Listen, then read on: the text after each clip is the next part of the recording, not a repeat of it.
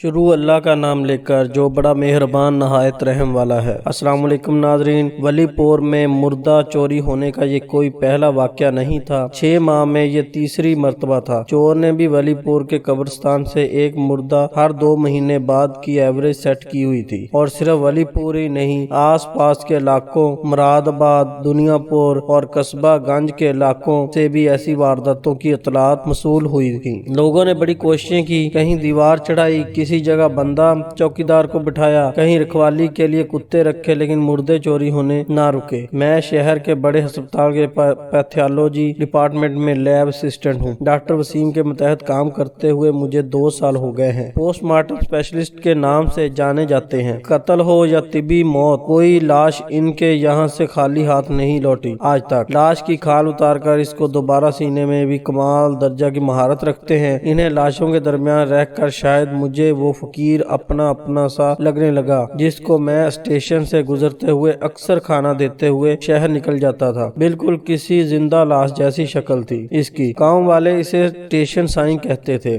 گاؤں کی چودھری گلزار علی کے چھوٹے بیٹے مختار علی کے کہنے پر ہی مجھے یہ پوسٹ ملی تھی۔ مختار علی میرے بچپن کا ساتھی ہے۔ اس نے بڑی مشکل سے 10 جماعتیں پاس کی اور اس کے بعد پڑھائی سے دور بھاگ گیا۔ چودھری گلزار علی نے بھی زیادہ زور نہیں دیا، آخر اتنا بڑا رقبہ سنبھالنے کے لیے اسے اپنے بیٹوں کا ہی تو سہارا تھا۔ ولی پور میں شہر کا راستہ تقریباً 40 منٹ کا ہے۔ ریلوے اسٹیشن کے ساتھ پٹڑی کی دوسری طرف ایک کچی پکی سڑک سیدھا شہر کو جاتی ہے۔ یہی میرا روز کا راستہ ہے۔ اس دن میں نائٹ شفٹ تھی، چنانچہ میں دوپہر کو گھر سے نکلا۔ اسٹیشن کے راستے میں حنیف چائے والے کا ڈھابہ بھی پڑتا تھا۔ وہاں سے گزرتے ہوئے مجھے چودھری گلزار علی کا منشی اختر نظر آیا، جو گاؤں کے نئے انسپیکٹر کے ساتھ باتیں کر رہا تھا۔ منشی دہان پان سا آدمی تھا، لیکن بلاں کا پھرتیلا۔ پچھلے 1 سال میں اس نے کافی ترقی کی تھی۔ مراد آباد میں کچھ رقبہ بھی خریدا تھا۔ اس کا ایک بیٹا بھی شہر کے ہسپتال کے کالج میں پڑھتا تھا۔ انتہائی نالائق لڑکا، لیکن ہر امتحان میں پاس ہو جاتا۔ منشی کو دور سے ہی ہاتھ ہلا کر سلام کرتے ہوئے میں اسٹیشن کی طرف نکل پڑا۔ مسلسل 1 ہفتے کے ناغے کے بعد آج اسٹیشن سائیں اپنی جگہ پر موجود تھا۔ میں نے اس کے سامنے کھانا رکھا اور اپنی راہ لی۔ وہ نہ تو کوئی بات کرتا تھا اور نہ ہی ہلتا تھا۔ میں نے تو اسے کبھی چلتے پھرتے بھی نہیں دیکھا، بس ایک زندہ لاش کی مانند کسی درخت سے ٹیک لگائے بیٹھا رہتا۔ اگر اس کی آنکھیں غور سے دیکھی جائیں تو موت کی وحشت صاف نظر آتی۔ بہت ہی افسوسناک واقعہ تھا۔ قدرت بھی کبھی کبھی کیسا کام دکھاتی ہے۔ چودھری مختار علی کی بیوی بانو کتنے ہی عرصے بعد امید سے تھی، بورے شاہ بخاری کے مزار پر منت اتارنے آئی تھی، جب خوشی سے چلتی ہوئی کلاشنکوف کی ایک گولی اس کا کام تمام کر گئی۔ آج اس کا سون تھا۔ تمام انتظامات میں دیکھ رہا تھا۔ مختار علی تو صدمے سے بے حال تھا۔ شام کو بانو کی قبر پر پھول چڑھانے جانے لگا تو میں بھی اس کے ساتھ ہو لیا۔ ہم دونوں کی آنکھیں حیرت سے پھیل گئیں جب ہم نے ذرا فاصلے سے بانو کی قبر کی ڈیری کی جگہ ایک گڑھا دیکھا جس میں سے تیزی سے مٹی نکل رہی تھی۔ کوئی تیزی سے قبر کھود رہا تھا، اتنی تیزی سے کہ ہمارے گاڑی تک جانے اور پھر واپس آنے تک وہ آدھی قبر کھود چکا تھا۔ مختار علی کے ڈرائیور نے ایک گندی گالی دے کر اپنے پستول سے ہوائی فائر کیا تو ادھر کھلی قبر سے